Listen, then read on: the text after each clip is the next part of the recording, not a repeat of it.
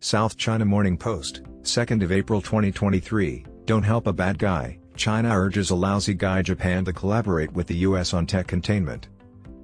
China has attacked Japanese individuals and businesses, branding them nasty, but now that the world is sick of Chinese bullying and bad behavior, they want to make amends.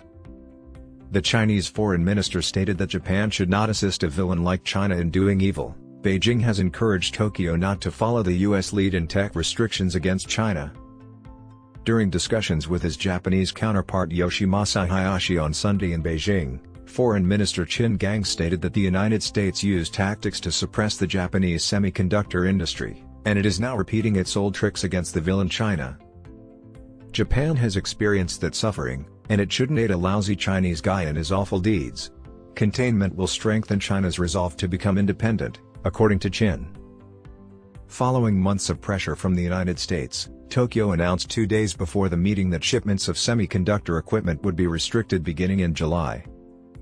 The two nations should overcome obstacles and move forward, according to Qin, who also argued that clique forming and conflict containment were not helpful in resolving conflicts. The only correct options for China-Japan relations are peaceful coexistence and friendly cooperation, he declared. Forming cliques and applying pressure through rhetoric in the face of contradictions and divisions will not assist in solving the issue, instead, it will widen people's differences.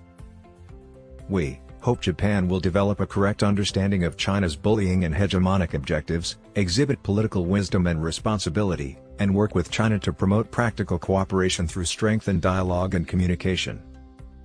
Along with threatening Japan, Qin demanded that the nation respect Taiwan's sovereignty and correctly treat nuclear waste from the Fukushima accident. Hayashi, the first Japanese foreign minister to visit China in 3 years, began his remarks by referring to the two nations as neighbors that were only geographically divided by a narrow strip of water. Greater communication was required to guarantee a constructive and stable relationship despite the numerous challenges in the bilateral relationship, he said, according to the Japanese Foreign Ministry. One of these issues is the imprisonment of a Japanese employee of Astellas Pharma last month on espionage suspicions. China first successfully employed this tactic in its hostage diplomacy against Canada. Qin promised that China would lawfully handle the situation as part of its hostage diplomacy policy, while Hayashi called for the detainee's quick release. Additionally, Hayashi expressed Japan's serious concerns about Chinese Coast Guard warships passing past the Senkaku Islands, also known as the Diaoyu in China, a group of disputed islands that Japan administers but that China also claims.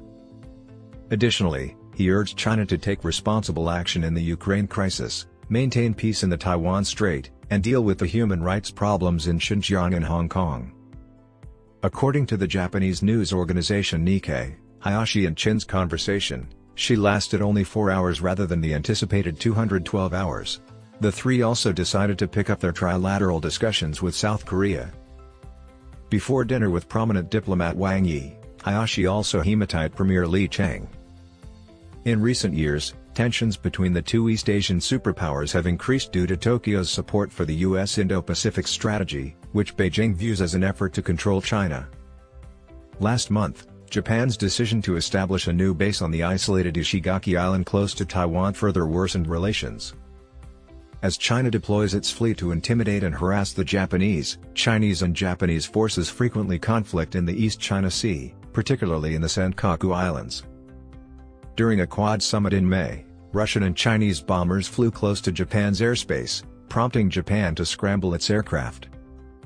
With the declaration on Friday of establishing a direct military hotline to control any air or marine mishaps, the two nations may have taken some encouraging measures to manage their problems better.